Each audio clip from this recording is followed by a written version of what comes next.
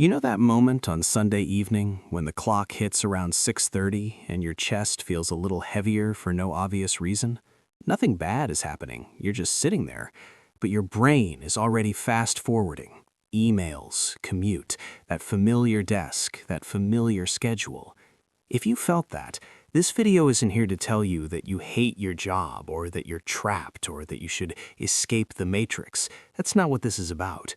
This is about understanding what the 9 to 5 actually does to the human mind, because the psychology of people who work 9 to 5 is far more complex, adaptive, and misunderstood than most people realize. Here's the part nobody talks about. Working a 9 to 5 doesn't mean you're unambitious, doesn't mean you lack creativity, and it definitely doesn't mean you failed at life. For many people, it means your brain values stability in a world that has become aggressively unstable. And that's not weakness, that's intelligence responding to uncertainty. Let's start with the obvious question. Why do so many people feel quietly conflicted about their 9 to 5, even when it's objectively fine? Decent pay, decent coworkers, decent routine? The answer has less to do with the job itself and more to do with how your brain processes time, control, and identity. Humans didn't evolve to think in weekly calendars. Your brain doesn't naturally understand Monday through Friday as a meaningful unit. What it understands is rhythm, predictability, cause and effect. And the 9 to 5 provides something the nervous system craves deeply, especially after prolonged stress: reliable structure, knowing when your day starts, knowing when it ends, knowing roughly what's expected of you. That predictability lowers baseline anxiety, even if you don't consciously notice it. Neuroscientists have found that predictable routines reduce the amount of energy your brain spends on threat detection.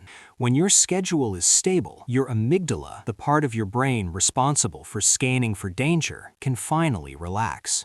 That's why many people who've lived through financial instability, chaotic childhoods, or prolonged uncertainty often gravitate towards structured work without even realizing it. Their brain learned early that unpredictability is expensive. But here's where the tension begins. While your nervous system appreciates the structure, another part of your brain, the one responsible for meaning and identity, starts asking uncomfortable questions. Is this it? Is this who I am now? Because the 9 to 5 doesn't just organize your time, it quietly organizes your sense of self. When you work fixed hours, your identity becomes segmented. Work self, evening self, weekend self. And psychologically, this split is exhausting in subtle ways. You're constantly context switching, adjusting tone, adjusting energy, adjusting personality. Studies on cognitive load show that frequent identity switching increases mental fatigue. Even the tasks themselves aren't difficult. It's not the emails that drain you. It's the constant act of being on in a controlled environment. And let's talk about that environment for a moment. The modern 9 to 5 is one of the few remaining places where adults are expected to suppress natural biological rhythms.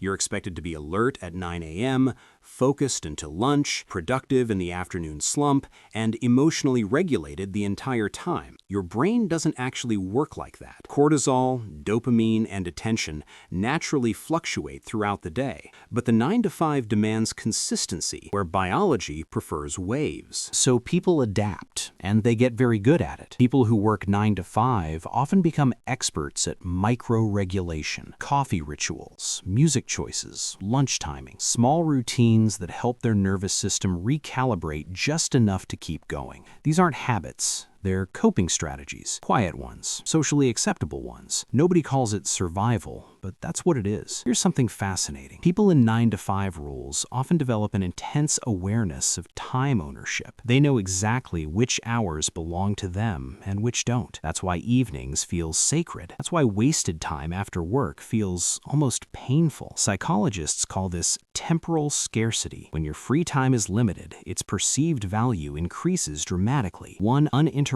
hour can feel more restorative than an entire unstructured day. This also explains why many people feel guilty for resting. If your day is structured around output, rest starts to feel unearned, like you didn't deserve it. That guilt doesn't come from laziness. It comes from internalized productivity conditioning. Your brain has learned to associate worth with usefulness during certain hours, and breaking that rule feels wrong, even when your body is exhausted. But here's what most people get wrong. Many people don't stay in 9-to-5 jobs because they're afraid to leave. They stay because the structure protects something fragile inside them: their mental health, their relationships, their creativity. When work has clear boundaries, it doesn't bleed into everything else. Freelancers and entrepreneurs often talk about freedom, but they rarely talk about the psychological cost of constant self-direction. When everything is flexible, nothing is contained, and some minds don't thrive in endless openness. They get overwhelmed by it. Research on decision fatigue shows that too many choices actually reduce well-being. The 9-to-5 removes thousands of micro-decisions from your day: when to start, when to stop, what's expected. That cognitive relief frees up mental energy for other parts of life. For some people, that trade-off is not settling, it's strategic. And yet, there's a quiet grief many 9-to-5 workers carry that rarely gets named.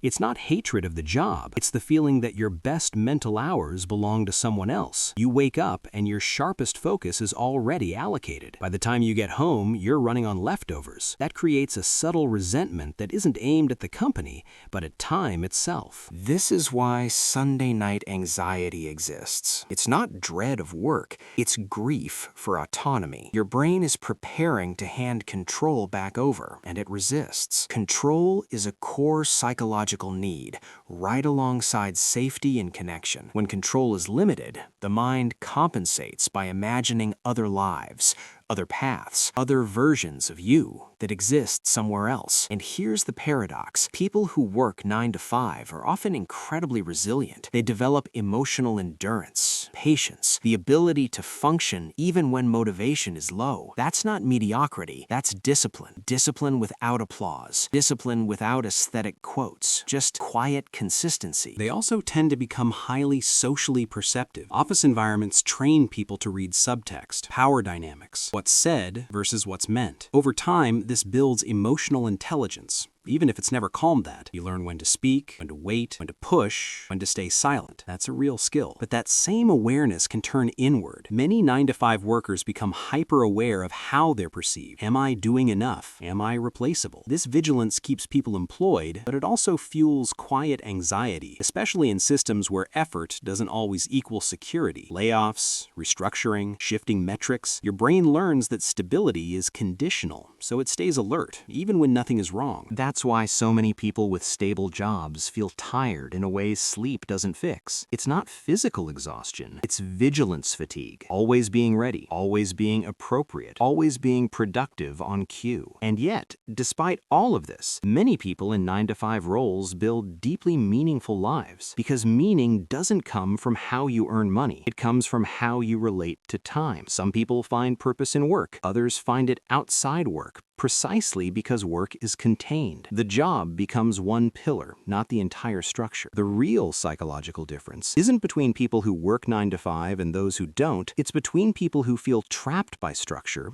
and those who use it as a foundation. One experiences the schedule as a cage. The other experiences it as a container. So if you work 9-to-5 and feel conflicted, here's the question that matters. Does the structure support your life, or does it consume it? Do you still recognize yourself outside of work hours? Do you have space to think, feel, and exist without performing? If the answer is yes, then you're not stuck. You're choosing stability in a chaotic world. And that's not settling, that's strategy. And if the answer is no, that doesn't mean you're weak or ungrateful. It means your nervous system is asking for more autonomy than it currently has. That's information, not failure. The psychology of people who work 9-to-5 isn't about conformity. It's about adaptation, about finding rhythm, safety, and meaning inside a system that wasn't designed for human biology. Some people break under it, others bend it, others quietly build full lives around it. So the next time someone says, "I could never work a 9-to-5, remember this: not everyone is trying to escape. Some people are trying to stay grounded. Some people are protecting their energy. Some people are choosing predictability so their inner world can breathe. And if that's you, you're not asleep, you're not trapped. You're navigating a complicated system with a nervous system that just wants to survive and maybe, if it's lucky, find a little peace along the way. If this resonated with you, you're not alone. And if you want more deep dives like this, feel free to subscribe.